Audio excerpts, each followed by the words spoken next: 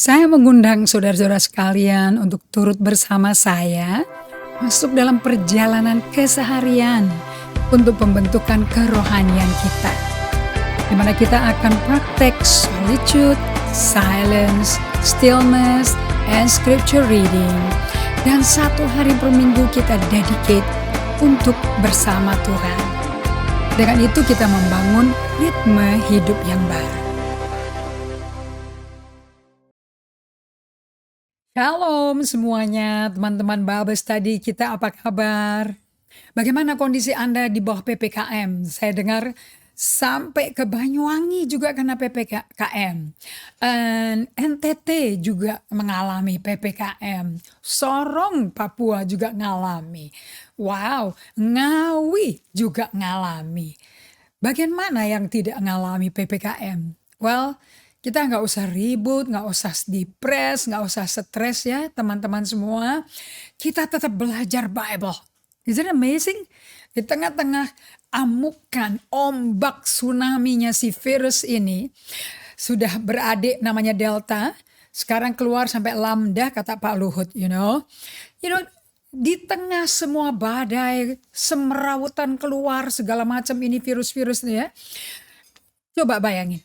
Kita masih bisa duduk, kita masih bisa bersama-sama dan belajar Alkitab. Are we blessed? Itu namanya orang diberkati. Gitu ya Ibu Ratna Juliana Mati, apa kabar? Saya sangat bersyukur Ibu Ratna dipelihara Tuhan dalam pemeliharaan perisai anugerah Tuhan. Dari segala hal, kenakan senjata yang paling ampuh, yaitu perisai iman. Ingat ya Efesus 6? Nah, kemudian juga Ibu Jane Carol dari Banyuwangi, juga Jane Carol Tangku dari Jayapura, teman-teman semua Jayapura yang lainnya, Triani dari Sorong, keluarga kami dalam Tuhan yang dari Maluku Tengah, dari Maluku Utara, Horas semua, Pak Ludiman yang dari Medan, Ibu Luh Utari yang dari Denpasar. Thank you untuk semua jemaat terkasih di dalam Tuhan, jemaat GGA yang melayani kita semua. Pak Akun yang luar biasa, saya lihat tangan anugerah Tuhan tuh melimpah di atas Pak Akun. Oke, tetap melayani, tetap belajar, tetap duduk di Zoom. Wah, luar biasa, sekarang duduk di depan Facebook laginya. Thank you so much. Heni Kaila yang melayani, Kartika Weng, Maria Lestari, Tanti, Fafa, apa kabar Berliana? Dan saya senang sekali kawan-kawan juga bisa belajar di tengah-tengah pandemi ini. Bagaimana sikap kita? Kita bawa dirinya nih kayak apa sih? Mengarungi badai ngamuk dari si virus ini satu ini loh ya. Dan saya bersyukur teman-teman sama grup kelompok kita nggak nyala-nyalain. We don't play the blaming game. That is very wise, you know. Orang yang main blaming itu sebetulnya nggak mau ambil tanggung jawab. Tapi kan kita kan menghormati 5M ya, prokes kita. Dan 5M secara fisik itu karena kita menghormati 5S secara spiritual. Akibatnya kita bisa berada dalam 3B. Apa tuh? Berada bersama Bapak Surgawi. Untuk waktu kita membawa diri keluar, kita menjadi hadiah bagi orang lain. Sehingga kita bisa mengalami 3P. Practicing the presence of people. Enjoying people when they talk with you. You know? Nah, dengan Anda membawa hadirat Tuhan, bisa separately dari orang itu, bisa satu sama Tuhan, and yet bisa dengar apa yang orang itu katakan. Nah, Anda semua melalui praktikum 5S ini Anda tahu kan ya. Saya senang Ragini ada di sini, Patmin ada di sini. Kemarin Bible Study, we are so enjoying ourselves. Saya melihat bagaimana Tuhan sendiri di tengah-tengah satu rumah ngalami COVID. Tuhan sendiri memuridkan kalian, dialog dan dealing with you. Sampai Anda bisa insah, bertobat sendiri, kembali kepada Tuhan, arahkan pandangan jiwa Anda kepada Tuhan lagi, and look at what God is doing. Luar biasa.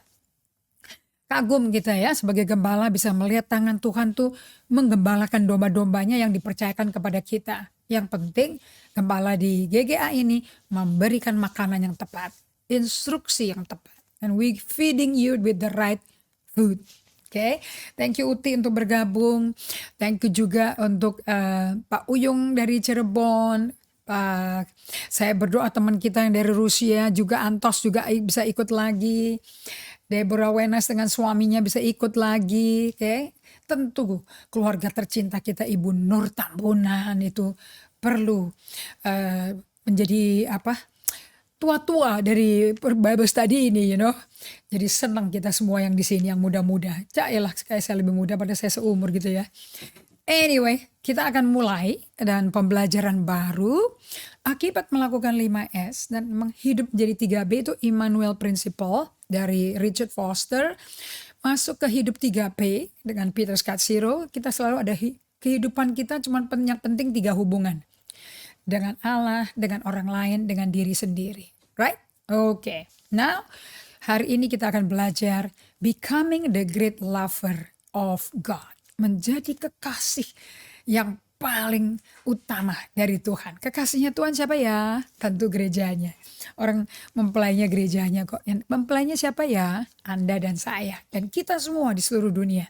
Yang lahir baru, yang hidup mengarahkan pandangannya kepada Tuhan, yang memimpin kita dalam iman dan menyempurnakan iman kita. Dan kalau kita semua mengarahkan pandangan kita pada Yesus, dalam pertandingan iman ini kita akan seperti seluruh bapak-bapak leluhur kita, nenek moyang kita yang nonton di tribun atas, tepuk tangan pada kita supaya kita menyelesaikan pertandingan iman di bumi seperti mereka udah kelar. That's why Ibrani 11 itu fantastic untuk diulang-ulang, direnungkan kembali. Mari kita berdoa ya. Bapa kami yang ada di surga, kami berterima kasih untuk siang yang luar biasa ini, hari Sabtu yang luar biasa, walaupun banyak keterbatasan yang diterapkan hari ini selama 2 minggu ini. Dan karena kasih karunia Tuhan bisa diperpendek. Kalau tidak juga kasih karunia Tuhan kita bisa melewati waktu PPKM yang mungkin diperpanjang. Semua karena kasih karuniamu kita bisa ada di mana kita bisa berada saat ini. Dan bisa bertahan tekun tetap bersama Tuhan. Semua karena kasih karuniamu, anugerahmu. Pimpin kami ya Roh Kudus menjadi murid yang mendengar apa yang gurunya lah katakan. Di dalam nama Yesus kami berdoa dan mengucap syukur. Amin. Alright, kita akan belajar judulnya Becoming the Great Lover of God. Kalau Anda praktekkan 5M, tentu tidak ada yang buah yang dihasilkan yang lain kecuali becoming the great lover of God. Kembalilah pulih cinta mula-mula kita kepada Tuhan. Back with God, kembali akrab dengan Tuhan, kembali bangun hubungan yang hidup dengan Tuhan. Bukan lagi cuman suatu proses keagamaan, acara-acara program keagamaan. But now we are being with Him. Kita berada bersama Dia secara pribadi, kayak seorang anak yang kangen maminya, nggak pulang-pulang, belanja lama sekali, nanti dia telepon maminya, mami lagi ngapain, mami lagi di supermarket, oh mami lagi supermarket mana, ditanyain detail karena dia ingat pernah diajak ke maminya kan, so dia tahu di mana maminya pergi dan di mana barang-barang yang dia suka berada, maminya suruh dia mau titip gitu lah. Itu Anda bisa enak ngobrolnya dan tahu mintanya apa, kemana, di bagian mana, karena kenal sama orangnya. You invest time in your heart. Investasikanlah hati dan waktumu kepada sesama kita. Then you get to know the person. Nah, menjadi the great lover of God itu akan membuat kita suka nggak suka masuk dalam a spiritual journey. Suatu perjalanan rohani. Kalau Anda pelajari baik-baik kehidupan dari Abraham, tentu Bapak Abraham dulu ya yang kita pelajari.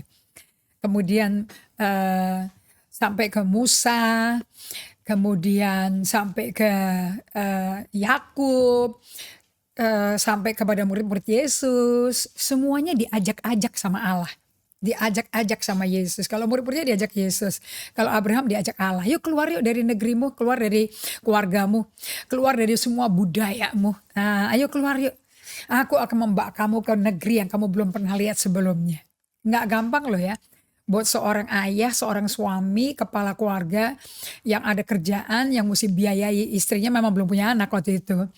Terus mendadak main keluar aja gitu, ditinggalin aja semua-semuanya. Nggak gampang. Tapi bagaimanapun juga Alkitab kita di Kejadian 12 menjelaskan itu yang terjadi pada Abraham. So, the journey daripada a spiritual formation, perjalanan dari pembentukan rohani kita, artinya pembentukan karakter Kristus dalam kita. It's a journey, suatu perjalanan.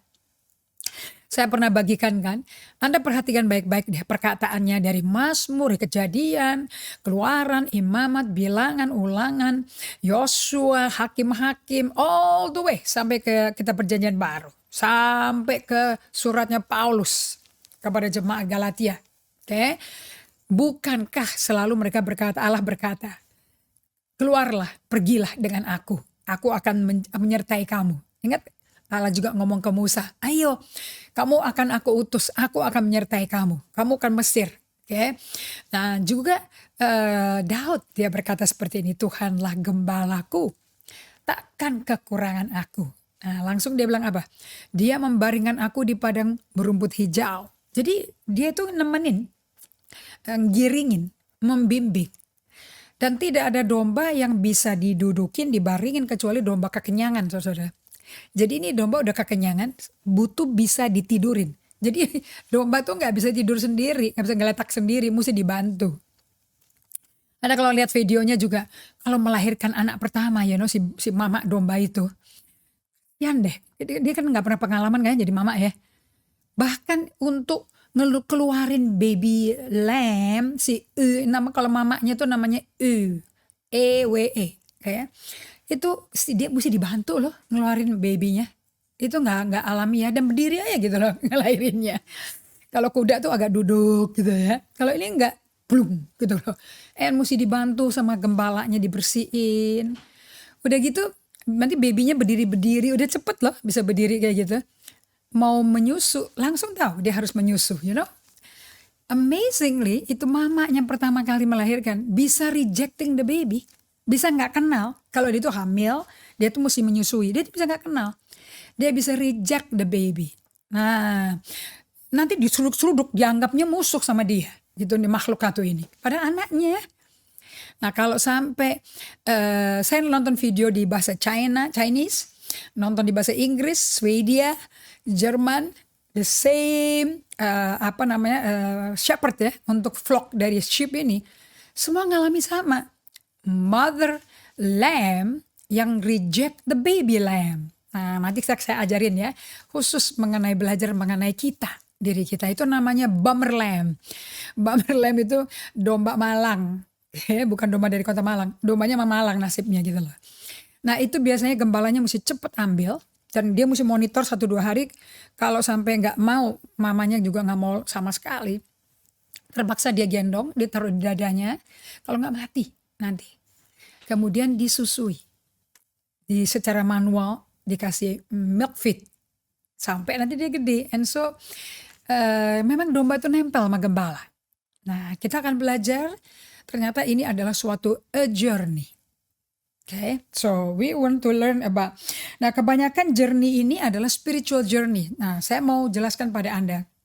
Kayak kemudian dikatakan di Mazmur 23 juga, dan engkau membimbing aku di sungai yang tenang. So selalu domba itu digiring sama gembalanya to a place, to a suatu destiny. Dan amazingnya destiny itu bukan tentang lokasi ternyata. Okay? Surga udah ada, kalau kita nggak usah pusing kan ya. Nah promised land itu penuh susu dan madu, itu that's not the point. Itu tanah udah ada, udah diberesin sama Tuhan. Okay? Tetapi yang Tuhan mau, dari saya belajar mengenai kok 3 juta orang Israel dibunuh. Dan usia 20 tahun ke bawah nanti dipimpin sama Yosua yang gak pernah ngalami Mesir. Gak tahu Mesir itu kayak apa. Dan kenapa nenek moyang berkelakuan marah-marah terus. Perangi si Musa terus sama ngelawan si Harun, goda si Harun. Dia tuh juga gak ngerti yang 20 tahun ke bawah ini. They don't know anything about background Mesir. Nah mereka yang dipimpin Yosua masuk ke tanah perjanjian. Nah nanti ada proses lagi nih sama generasi yang gak pernah punya pengalaman Mesir, tapi punya pengalaman, problem lagi karakternya. Okay? It's always the same old thing. Nah saya belajar dari David Banner bahwa perjalanan ini dari Ur-Kasdim ke tanah Kanaan dari Abraham, Musa memimpin perjalanan orang Israel dari Mesir pergi ke tanah perjanjian ya, tapi mesti melewati 40 tahun di padang gurun. It's not about location. Bukan mengenai fisiknya keluar dari Mesir terus dimasukin ke tanah perjanjian. That's not it. Kenapa kok Allah mesti menampakkan diri pada mereka? Allah bahkan minta mau perkenalkan dirinya. Dan mau berkenalan dan disediakan makanan pagi siang malam. What is he doing? Sebetulnya yang namanya journey itu sama dengan metamorfosis. Suatu proses peralihan mengalami spiritual transformation. Nah, spiritual transformation ini bicara mengenai orang Israel ini mau dilepasin dari dirinya. Dari dirinya yang sifatnya narsistik, yang sifatnya mau menangnya sendiri, menjadi diri yang diserahkan kepada tangan Tuhan dan dibentuk oleh Tuhan menjadi serupa Tuhan.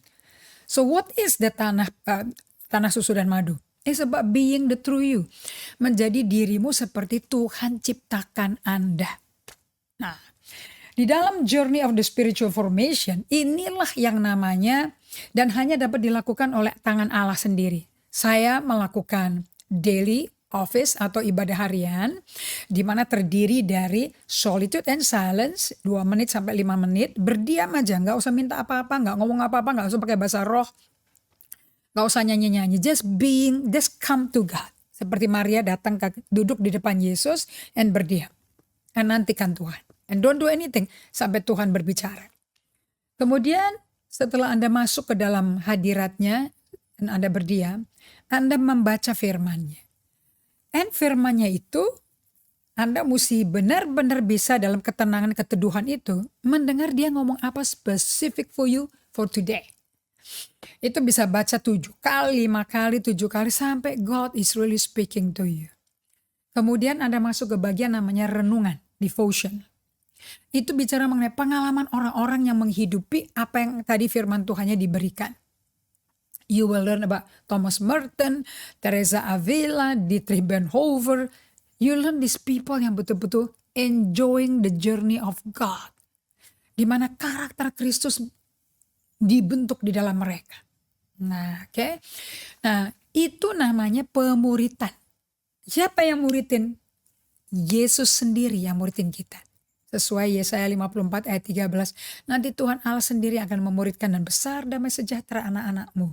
Nah, kita nggak bisa memberi apa yang kita nggak punya ya saudara-saudara. Kalau kita nggak ngalami pemuritan Yesus, bagaimana kita bisa beri ke orang lain supaya orang lain bisa dimuridkan oleh Yesus juga? We cannot. So you need to have this experience. Ini pelajaran nggak bisa diberi secara teoritis. Ini harus Anda praktek. Oke, let's start. Now, the spiritual journey atau spiritual formation, inilah atau yang disebut discipleship, pemuritan. Ini tujuannya untuk personal transformation of being a Christ follower. Di mana saya tuh senang sekali Dallas Willard ngomong seperti ini. Banyak buku mengenai leadership. Even Philip Henry dari penulis dari buku Lead Like Jesus, judul bukunya Lead Like Jesus. Dia tulis bersama Phil Hodges, temannya, dan Ken Blanchard. Dan mereka ngomong kayak gini, di dunia nggak kekurangan buku yang judulnya mengenai how to become a leader. Tapi nggak ada buku judulnya how to become a follower of Jesus Christ. Nah, kalau mau lead like Jesus, itu sama dengan love like Jesus, you need to be able to be a follower of Jesus first. Nah, ternyata untuk menjadi follower of Jesus, to becomingnya itu adalah menjadi the true self of you in Christ. Memakai manusia baru, menjadi jati diri otentik yang Allah bikin seperti di Kejadian 1 dan Kejadian 2. Kejadian 3 lambang brokenness, kehancuran. Kejadian 1 dan 2 lambang kesempurnaan. That's the true manusia yang Allah ciptakan. Nah, itu rusak semua gara-gara satu pelanggaran aja dari Adam dan istrinya. And the whole wide world, semua kita jadi rusak, termasuk saya. Oke, nah nanti kalau Anda lahir baru, Anda ngalami Tuhan, you meet with God, Anda akan mendengar seperti dia ngomong ke Lewi, kepada Matius juga, tukang pajak ini, come follow me. Kepada Andreas, kepada Simon, kepada Yohanes, Yakobus, come follow me. Ayo ikut aku. Ikut tuh kemana? Ikut tuh ngikutin Yesus. Nah, itulah perjalanan yang akan mentransformasi 12 laki-laki Yahudi degil yang gak direspek sebagai talmid, murid-murid yang layak untuk di sinagoga, dianggap bodoh.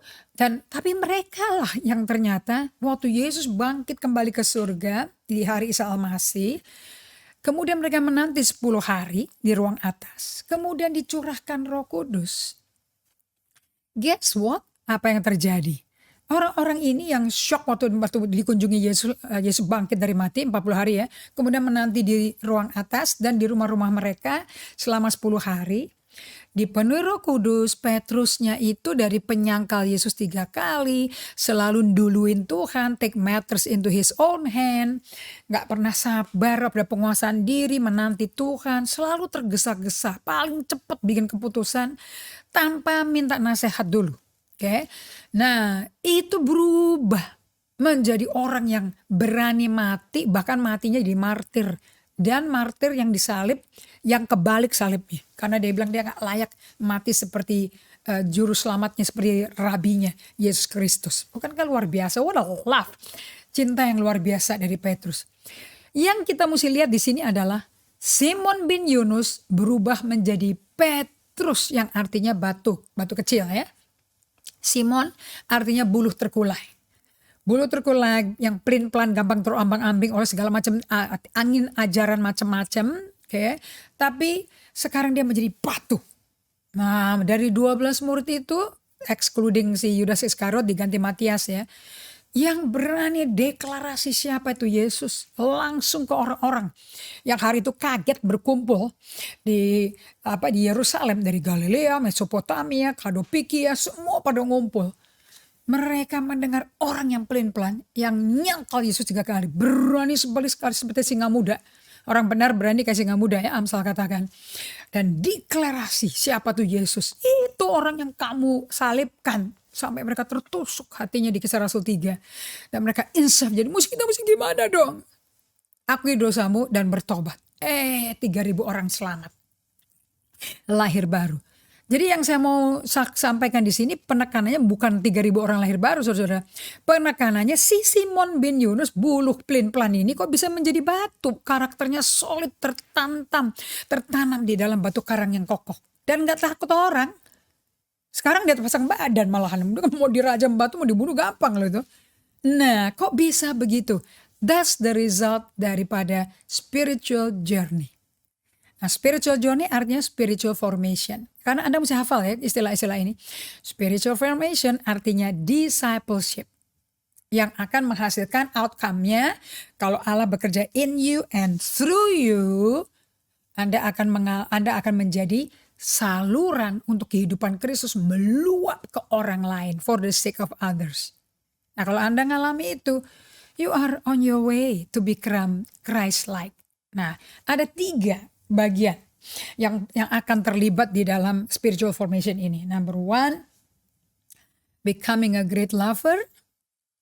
Number 2, ada di slide-nya ya.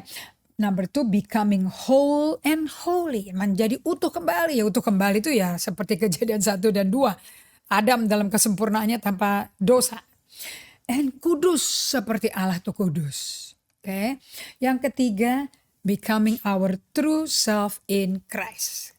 Nah, menjadi diri kita yang sejati di dalam Kristus. Jadi kerohanian orang Kristen sebetulnya itu sia-sia. Kita tuh nggak akan mengalami metamorfosis, kita nggak mengalami suatu journey kalau kita nggak lebih dulu menjadi a lover of Jesus. Jadi pusat daripada the journey of faith, spiritual formation kita mestinya kasih Allah. Because God is love. Allah adalah kasih. Di luar itu dia nggak ada apa-apa. He is love. Nature-nya love gitu loh. And dia mencintai kita tanpa ikatan tali, tanpa syarat, nothing. He is love. Anda ketemu dia, you love by him gitu loh ya. So ada 3 komponen ini yang menggambarkan bahwa kerohanian kekristenan kita itu akan jadi sia-sia kalau kita gagal menempatkan pusat kerohanian kita bukan pada kasih Kristus. So you must center your relationship with God. Semua pelajaran dari Maret 2020 mengenai slowing down, to stop, untuk silent and solitude, and to wait upon the Lord, ya, menanti-nanti Tuhan, full of expectation. Saya senang Pak Dallas Willard selalu berkata, itu menanti-nanti tentu with expectation. Nah, orang yang setia terus menanti-nanti Tuhan sampai dengan penuh pengharapan. You know, orang tersebut sedang dalam proses dimuridkan oleh Allah.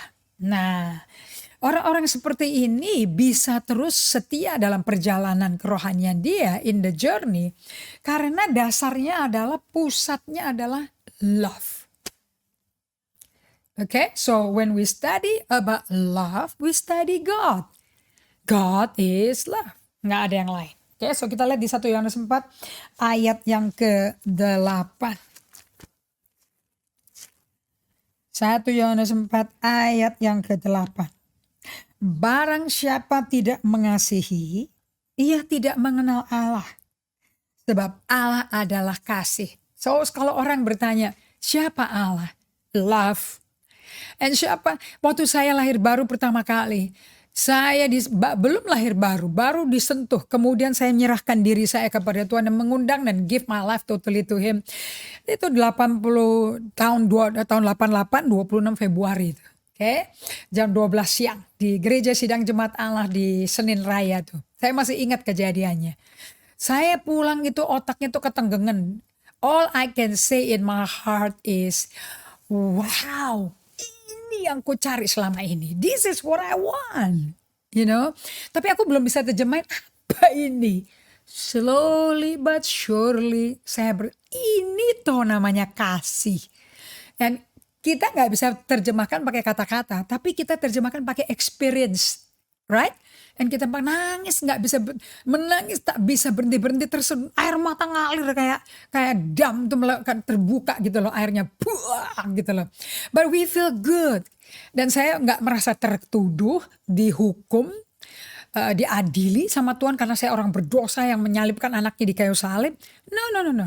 Saya merasa disayang, diampuni, lega. Berapa ton beban yang kita pikir, ternyata beban hidupku tuh tontonan rasanya. Itu lega, diangkat. Sehingga hidup kita jadi enak dan ringan.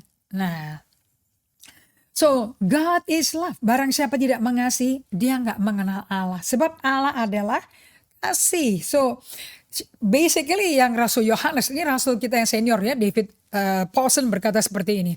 Kalau mau menginjil pakai Matius sama Lukas aja, itu ditulis buat orang-orang yang percaya, untuk mereka bisa percaya. Nah, dan juga untuk new believer ya. Nah, tapi kalau mau belajar yang lebih supaya dari udah percaya, lahir baru dibaptis Roh Kudus, mau maju lagi, bacanya Yohanes. Karena itu untuk kemudian untuk orang yang selanjutnya akan mengenal Tuhan lebih dalam lagi. That's why bukunya Rasul Yohanes semuanya mengenai love. And of course kalau ngomong mengenai love is about our relationship. Kita maunya dekat sama Allah. It's about intimacy with God. Mengenai berjalan bersama Allah. Berada dalam cooknya Allah. Right? Nah, makanya jangan pakai cooknya orang Farisi. Berat buat Anda. So dia ngomong kayak begini si Rasul Yohanes di 1 Yohanes 4 actually ya. Ayat 7 sampai ayat 12 tuh. Dan continue on sampai 18. But it's basically dia berkata kayak gini.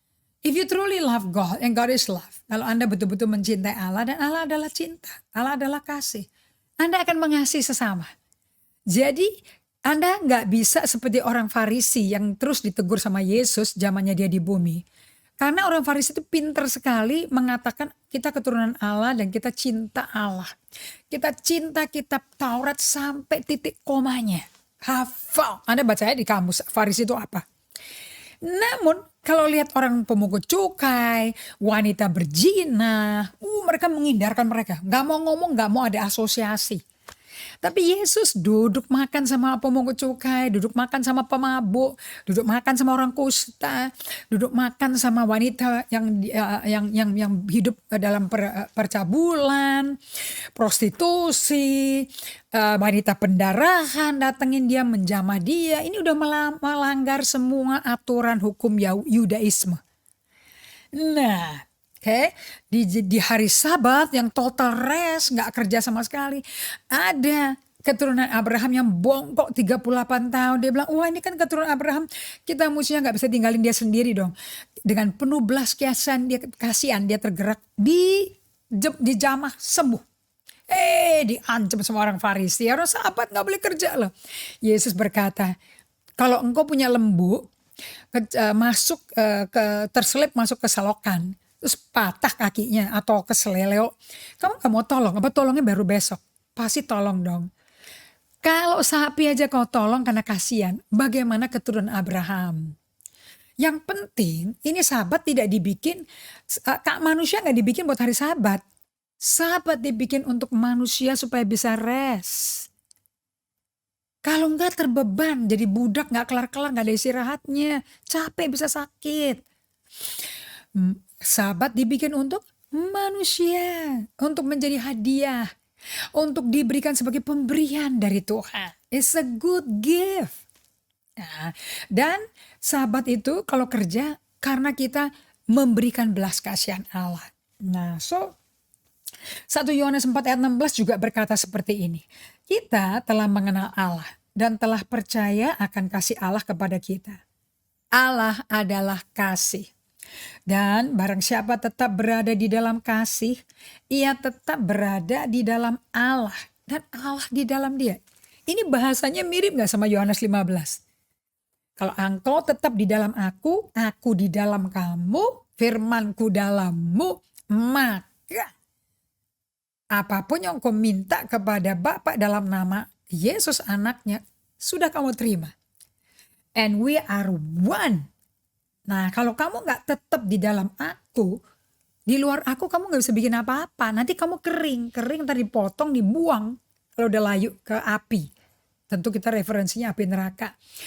Dan karena di luar aku, kamu gak bisa bikin apa-apa. So remain in me, abide in me. Sama kan bahasanya. Karena penulisnya sama.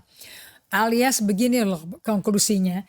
Ayat 8 dan ayat 16. Because God is love. And kalau engkau datang kepada love. Ken Blanchett melakukan ini. 1 Korintus 13 ayat 1, 2, 3. Dan 1 Korintus 13 ayat 4 sampai 8. Kasih adalah sabar. Kasih adalah murah hati. Lemah lembut, baik. Dia bilang coba ganti kata kasih itu dengan Allah, God. Jika engkau punya iman untuk mencampakkan gunung ke dalam laut, tapi nggak ada God, you're nothing. Jadi tanda-tanda mujizat bisa dilakukan tanpa relationship with God loh. Terbukti. Karena Yesus juga ngomong di Matius 7 ayat 21-23. Aku sudah mengusir setan demi namamu. Aku udah bernubuat demi namamu. Terus Yesus dengan terbuka dan terang-terangan berkata, aku gak kenal kamu. Kau pembuat kejahatan. I don't know you. Nah, so gak bisa Anda menjadi orang kalau bergaul sama Allah ya, dan Allah adalah kasih. Kasih itu kan kayak magnet kan. Wah, narik kita kepingin jadi satu, nempel terus kayak baby yang disusui di dada mamanya.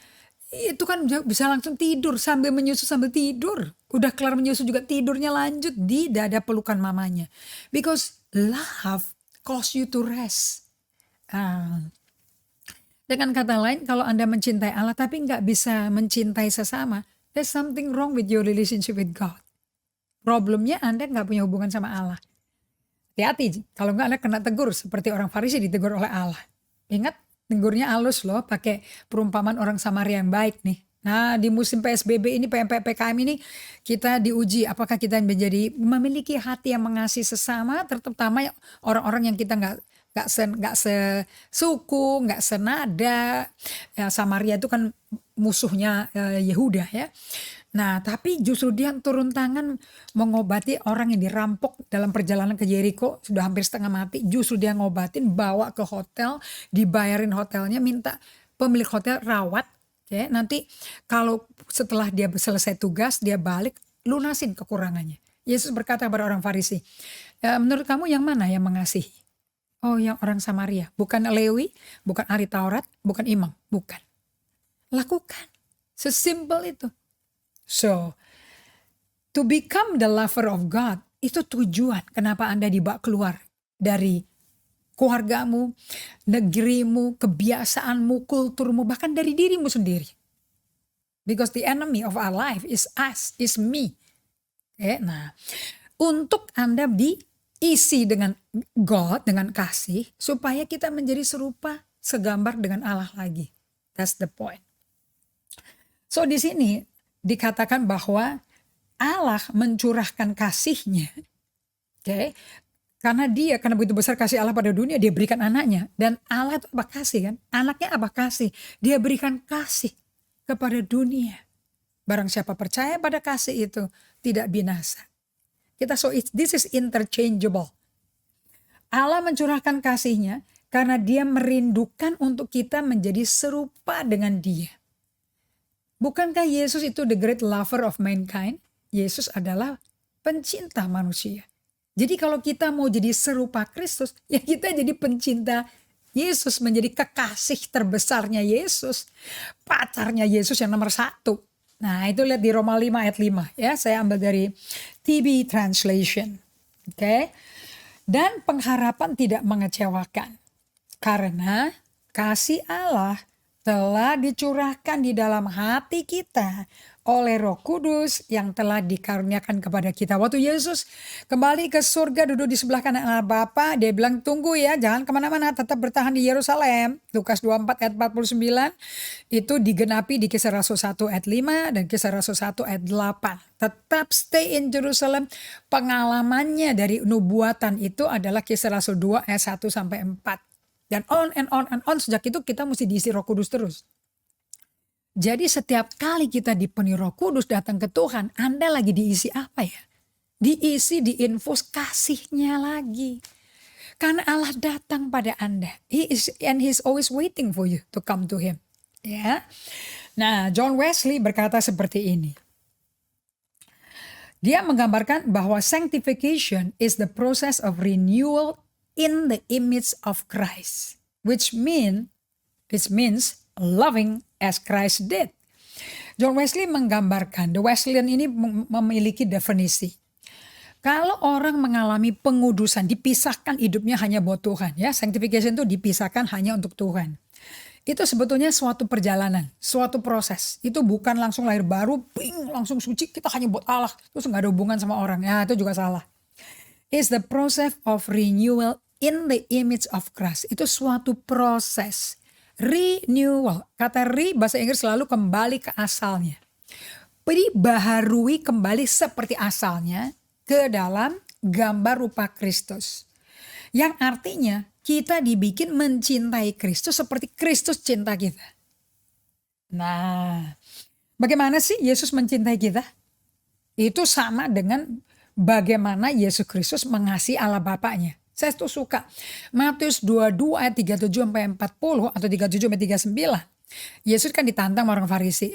Guru, hukum yang paling utama yang mana ya? Terus dia berkata, hukum pertama, cintalah Tuhan Allahmu dengan segenap hatimu, jiwamu, pikiranmu, kekuatanmu. Hukum yang kedua sama dengan hukum yang pertama.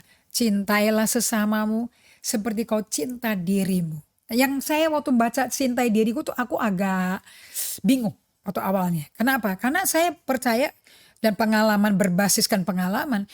Baru indah mengikuti Yesus kalau kita sangkal diri, pikul salib. Baru datang ke Tuhan, ikut Dia.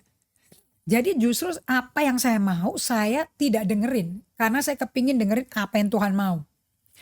Nah, mencintai diri itu gimana? Yohanes 13 dong. Ayat 34, 35 itu jelasin saya. Enak sekali penjelasannya. Perintah baru kuberikan kepadamu. Dan dia pakai kata perintah baru. And Anda Yohanes 13 sudah tahu ya. Itu adalah perjamuan, the last supper. Perjamuan yang terakhir. Setelah dia makan dan dia lihat si Yudas. Masukkan tangannya di pinggan. Kemudian ambil roti kabur terus pergi. Orang nggak mikir bahwa dialah yang akan menjual Yesus untuk 30 keping perak, Semua muridnya nggak ada yang nyangka karena dia bendaharanya Yesus, dipikir dia mungkin kurang roti jadi mau dibeliin roti gitu loh ya.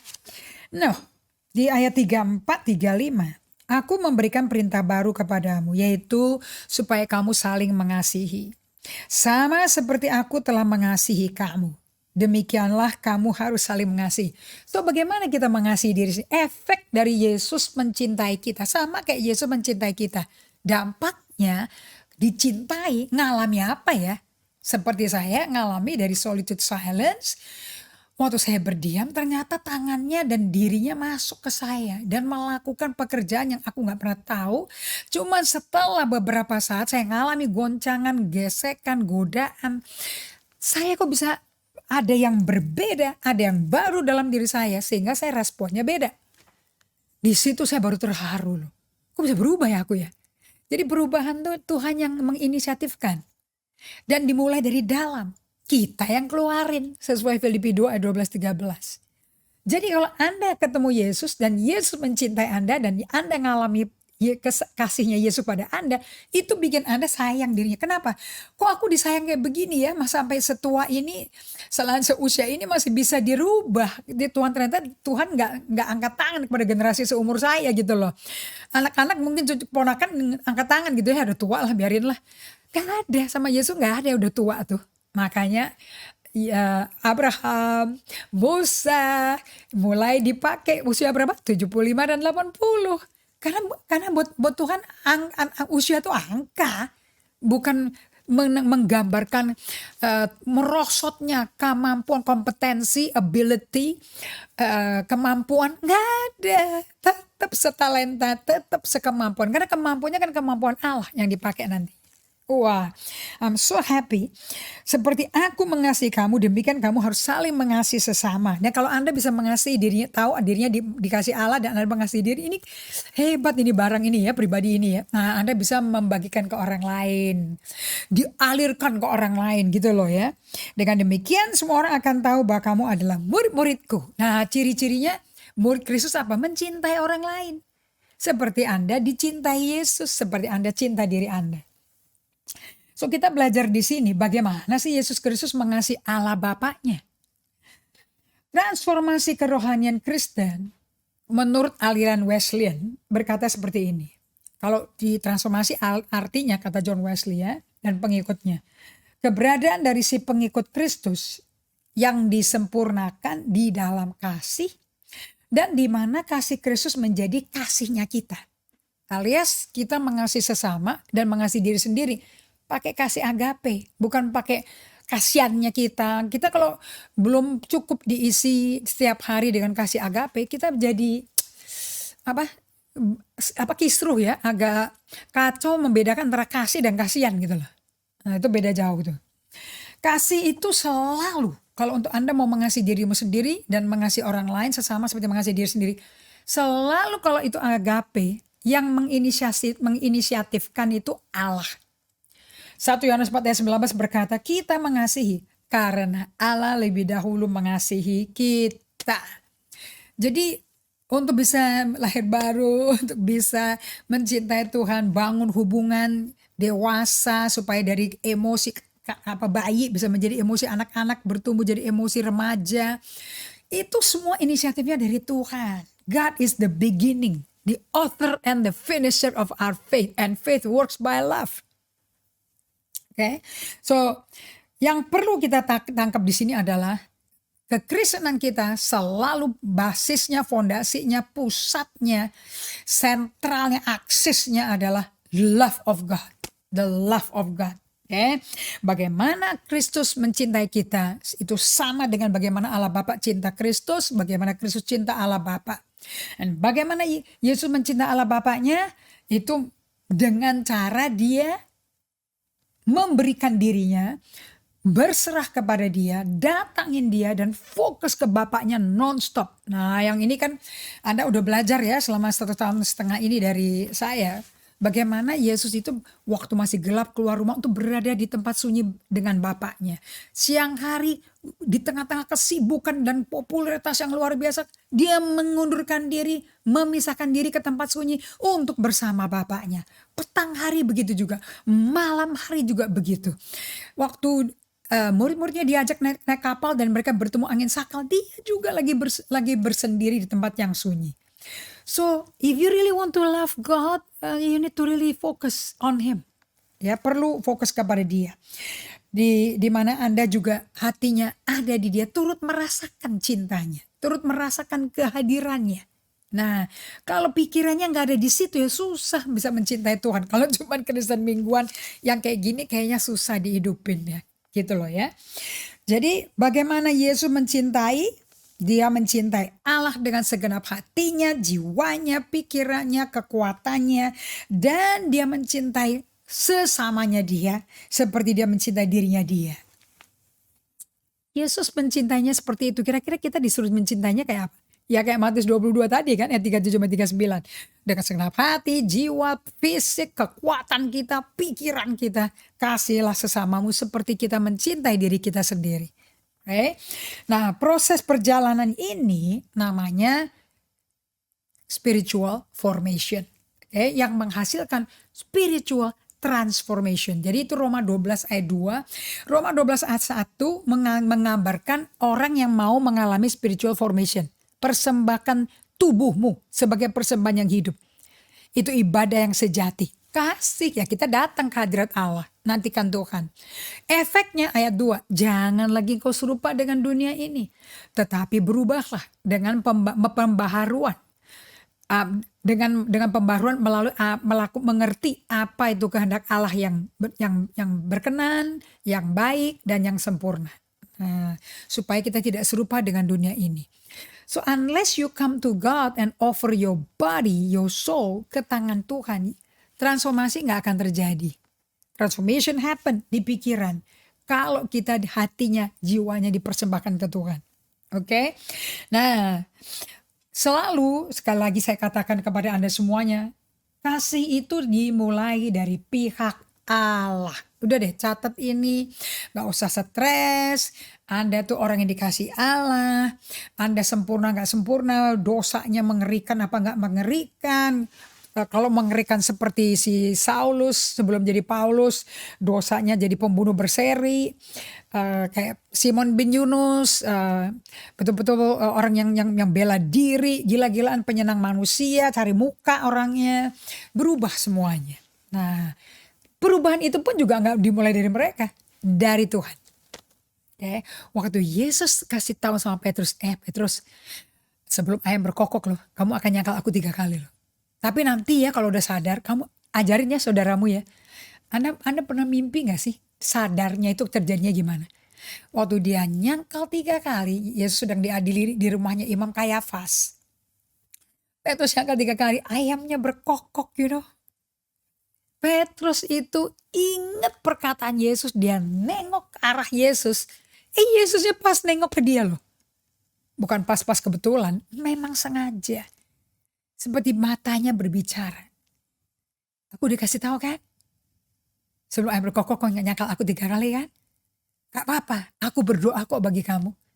Setelah kau sadar, ajarin saudaramu. Aduh, itu perkataan kalimat kata per kata digenapi dalam pengalaman. So apakah Petrus kenal Yesus? On the journey, on the process, nggak langsung kenal. Proses. Nah kita akan ngalami seperti itu juga. Jadi PPKM, COVID ini segala macam, kita bersyukur memang kita tidak mau ketepak, gak mau terpapar. But untuk itu kita mesti lakukan 5M. Protokol kesehatan kita. Betul gak? Untuk 5M bisa efektif, kita mesti masuk 5S. Supaya kita hidup di dalam naungan kepak yang maha kuasa.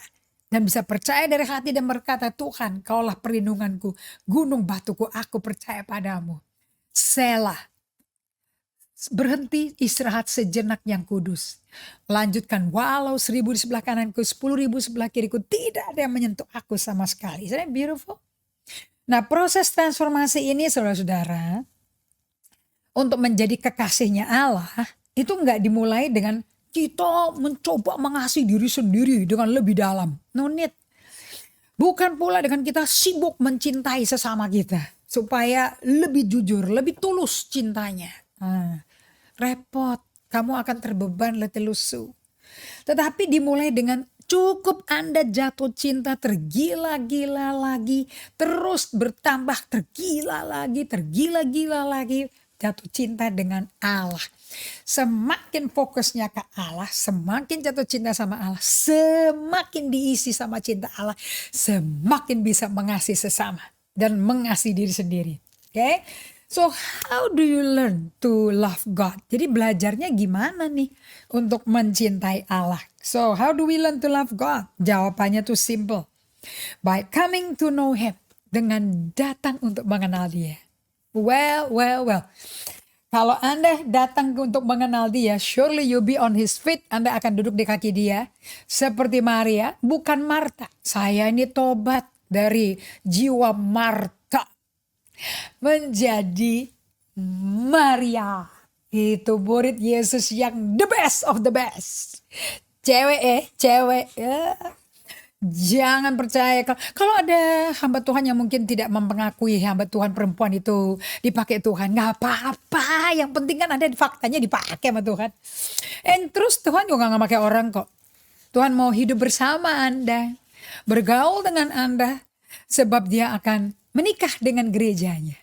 So Anda tunangannya. 1 Korintus 11 kalau gak salah ya. Ayat 2. Okay? Kita adalah the fiancé of Jesus. Nah, bagaimana kita belajar mencintai Allah? By coming to know Him. Nah, knowing God itu ada 2 macam. Ya, head knowing. Kalau Ibu Gembala kita, si Pastor Evelyn ngomongnya, nggak bisa hanya mental assent. Nah, itu head knowing tuh. Amin. Cuman parkir di kepala. Informasi aja itu kayak freezer, Habis diparkir kan barang di freezer gak keluar-keluar lagi kan. Makanya beku keras bisa timbuk orang pengsan, Nah itulah kenapa di freezer. Jangan jadi Kristen freezer. You walk around cold-blooded man. Anda gak ada kehangatan, hatinya gak hangat.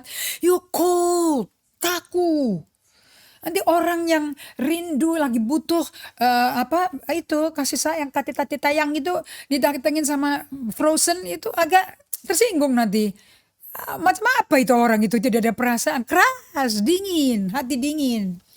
Bilang sama saudara pada diri sendiri, I'm not frozen, I'm warm, full of fire. Kayak Yesus, cintaku bagi rumah Tuhan, rumah Bapakku menghanguskan, itu fiery man. Cinta tuh selalu lambangnya hot fiery fire. Flaming, ablaze, setting ablaze. Ya gak ada. Cinta tuh lambangnya gunung es di Alaska. Itu lambang kesendirian. Beku gitu loh. Masa kamu dicintai Tuhan kok beku? Something is very wrong with you, Kok jadi beku gitu loh. Ternyata ya, saya baca buku siapa ya. Di neraka itu freezer, saudara-saudara. Jadi api neraka itu ternyata yang masuk ke situ pada frozen gitu loh. Sampai ke sana lumer terus mendidih kayak kodok di panci gitu loh. So ada head knowing versus heart knowing. Nah, kalau Anda udah lahir baru di Roh Kudus, you have heart knowing. Itu namanya knowing by experience, experiential knowledge. Head knowing itu pengenalan di kepala. Bayangin, udah tebel disasak, dimasukin informasi agak susah nyangkut-nyangkut nanti, Pengenalan di kepala itu hanya mengenal tentang Allah. You know about God. Nah, kalau Anda berkata, aku tahu sih, aku dengar sih dari itu ada pendeta tuh ngomong Allah tuh sayang sama kita. Allah tuh sayangnya itu dibuktikan dengan Dia rela mati buat dosa kita. Nah, itu punya pengetahuan, tapi head knowledge.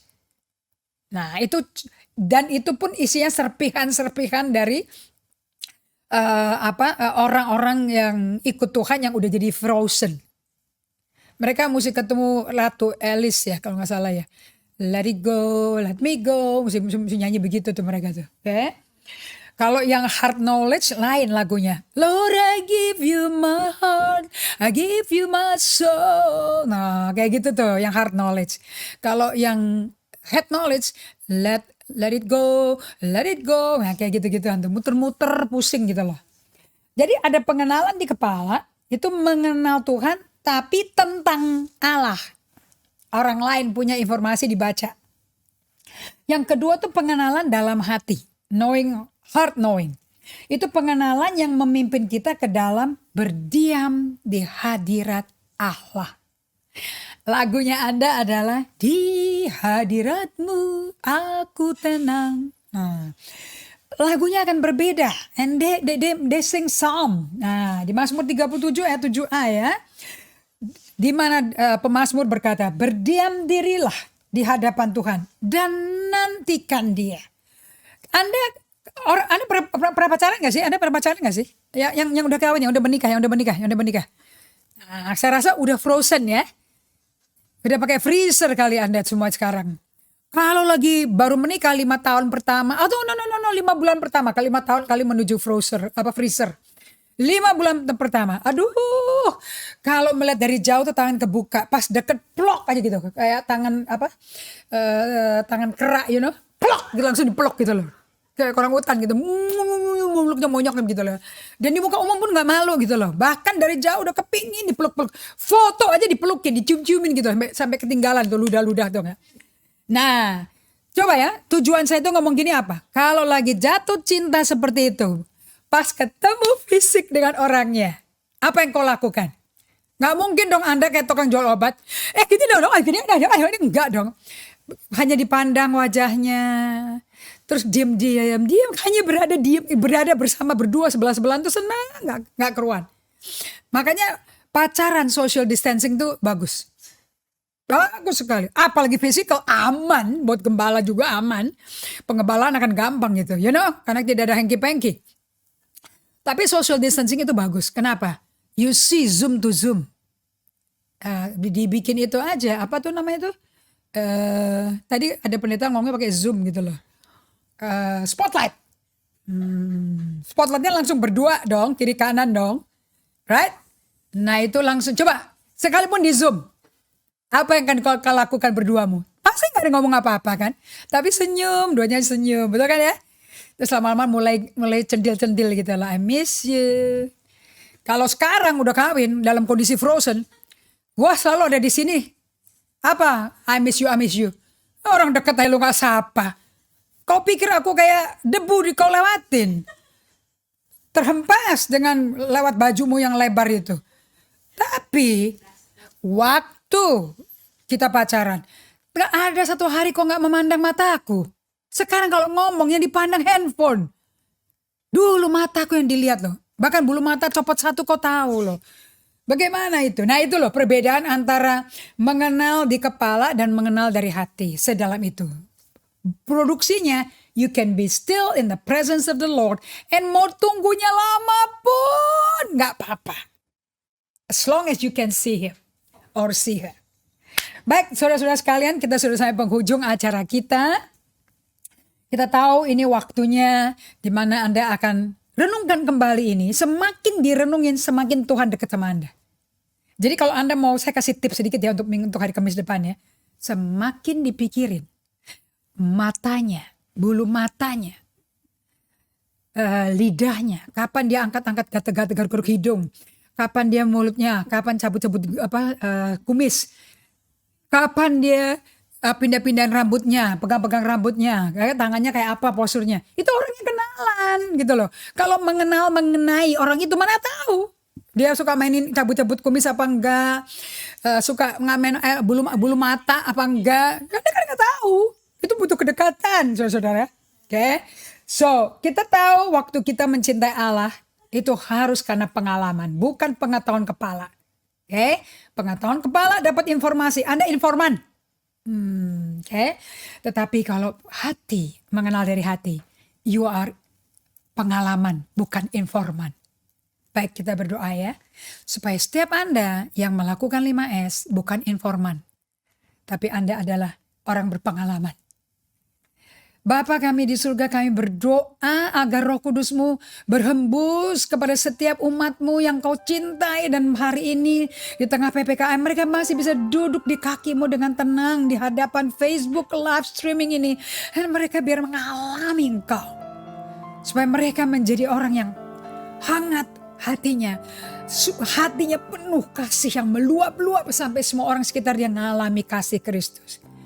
Tuhan, kami tahu itu kerinduan-Mu karena itulah caramu mencintai Bapa dan Bapa mencintai Engkau Yesus. Terima kasih Bapa untuk hari ini. Kami berdoa di dalam nama Yesus. Amin. Thank you so much untuk semua yang belajar hari ini. Kita akan belajar dari seorang yang memang terkenal untuk mempraktekkan hidup, mengalami cinta dari hati bukan cinta dari kepala. Brother Lawrence, ya, that will be for Thursday, akan jadi hari Kamis makanan kita. Thank you so much Ibu Jane, thank you so much untuk Ibu Triani, untuk Pak Antos, untuk Pak Ludiman, Pak Martin, Jayadi, Ibu Esti, Ibu Ruri. Thank you so much untuk semua anak-anak Tuhan yang dikasihi Tuhan. Thank you Ibu Irene dari Phoenix, Arizona, Pak Cliff dari Surabaya. Thank you so much untuk John Carol Tangku. Thank you untuk Shirley Parker dari Colorado Spring. We love you so much and I pray that God mengisi kembali tangki-tangki kasih Anda. Karena susah menghidupi kekristenan sejati kalau tangki kasihnya kosong dari bensin kasih. The only way untuk menjadi orang yang ditransformasi secara spiritual, kalau tangki kasih-Mu penuh dengan kasih Allah yang baru, yang dari hati akan meluap keluar. Itu perkataan bukan mainan. Truly kita akan alami itu. Thank you so much semuanya. And Anda bisa memiliki buku Day by Day dari Emotionally Healthy Spirituality to experience this.